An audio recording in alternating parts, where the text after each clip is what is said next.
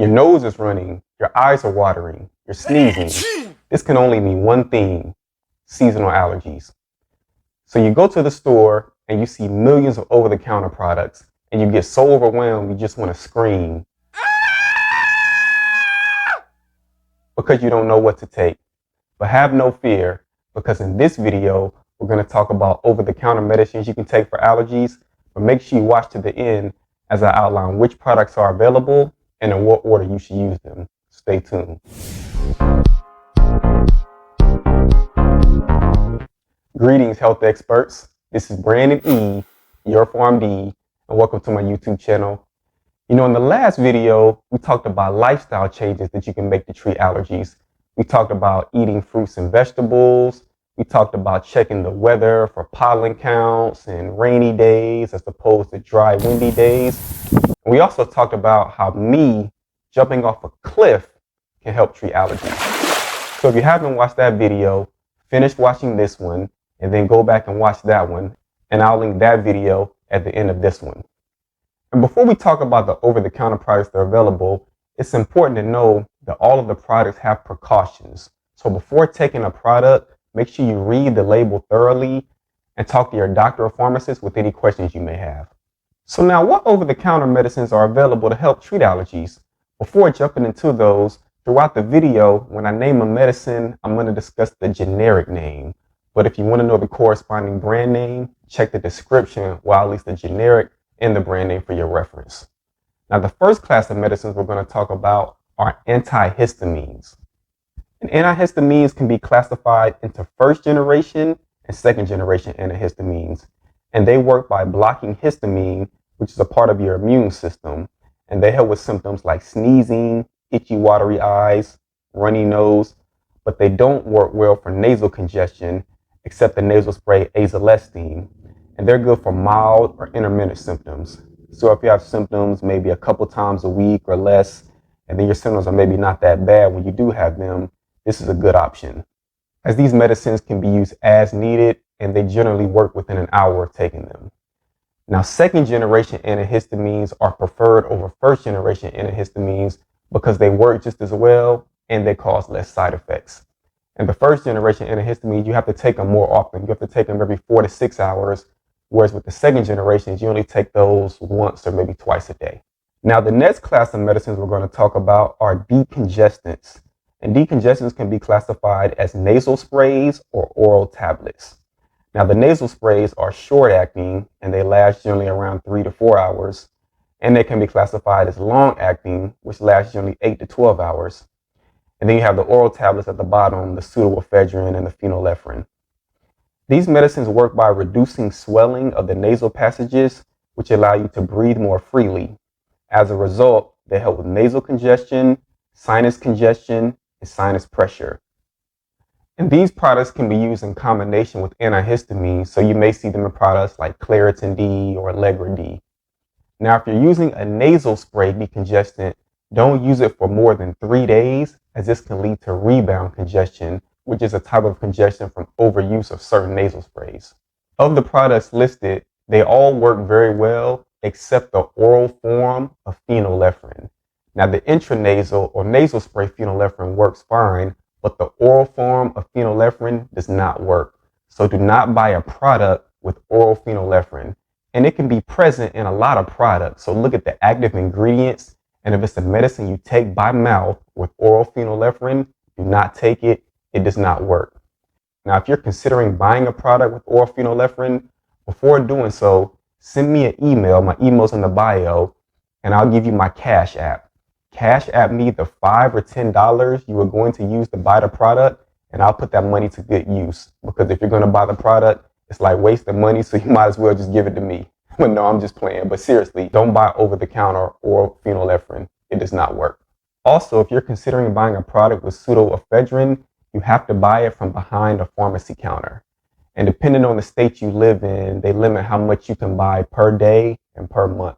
And you have to show your driver's license as well. This is because pseudoephedrine can be manufactured illicitly to make methamphetamines. Let me know in the comments what allergy medicines you have tried and what symptoms they've helped you with. Also, if you're enjoying this video, share it with a friend or a loved one.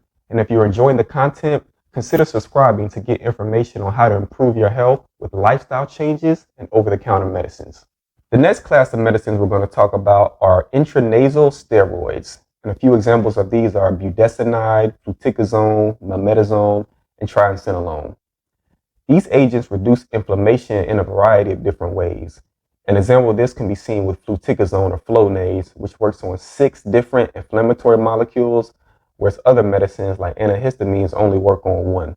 These agents are good for moderate to severe allergy symptoms that are persistent.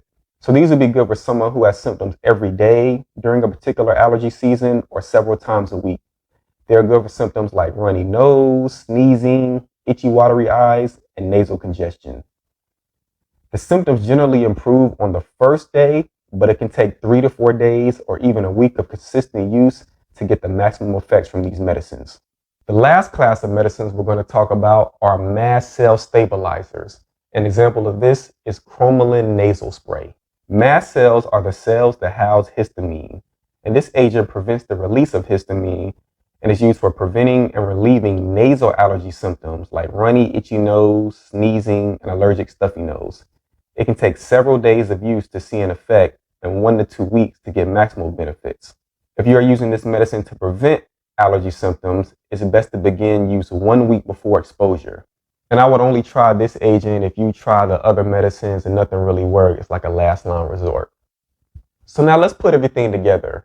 Let's say you're having allergy symptoms, or you know allergy season is coming, and you traditionally have allergy symptoms during a particular time of year. What should you do? Number 1, I would start with the lifestyle changes that we talked about in part 1 of this series. If the lifestyle changes aren't enough and you need more relief, then jump to the over-the-counter medicines. If you have mild or intermittent symptoms, I would start with the 2nd generation oral antihistamine. Take Loratadine or fexofenadine if you want a non-drowsy option, or take levocetirizine or cetirizine if you want something that's going to make you sleepy. If your allergy symptoms are limited to your eyes and you just have itchy eyes, you can take a 2nd generation antihistamine eye drop like ketotifen or olopatadine. Now, allergy medicines that work differently or are administered differently can be used together. So as an example with antihistamines, let's say you were taking Loratadine and you're still having itchy eyes, you could take Loratadine, which is an antihistamine, plus olopatadine, which is an antihistamine. But let's say you were having allergy symptoms and you were taking Loratadine, you wouldn't want to take that with diphenhydramine, as these are both oral antihistamines. And also remember, antihistamines, the oral forms, aren't really good if you have nasal congestion. So if you have mild or intermittent allergy symptoms with nasal congestion, take an antihistamine plus a decongestant. If you want an oral form in 1 pill, you can take Claritin D or Allegra D. Or you can take an antihistamine like Loratadine with the nasal decongestant. So you can take Loratadine and oxymetazoline. Now, the nasal spray decongestants will generally work faster than taking the oral forms, but you can't use them for more than 3 days in a row because you can get rebound congestion. Whereas with the oral decongestants, they take a little bit longer to work, have a little more side effects, like they're more stimulating, so you don't want to take the oral decongestants at night as they can keep you awake. But the oral forms don't cause rebound congestion. And again, remember, if you're taking a decongestant, don't take the oral form of phenylephrine. It's worthless. It doesn't work. Now, if you have more persistent and severe symptoms, start with an intranasal steroid like fluticasone. Now, remember, fluticasone and the nasal steroids, they don't work as fast as antihistamines. When you take it the first day, it can take a few hours to several hours to start working, and then it can take 3 to 4 days and up to a week to get the maximum effects. If you're taking an intranasal steroid and you want more relief, you can add in a 2nd generation intranasal antihistamine like azelastine. So you can take fluticasone and azelastine together. And the azelastine will help more with the nasal congestion relief.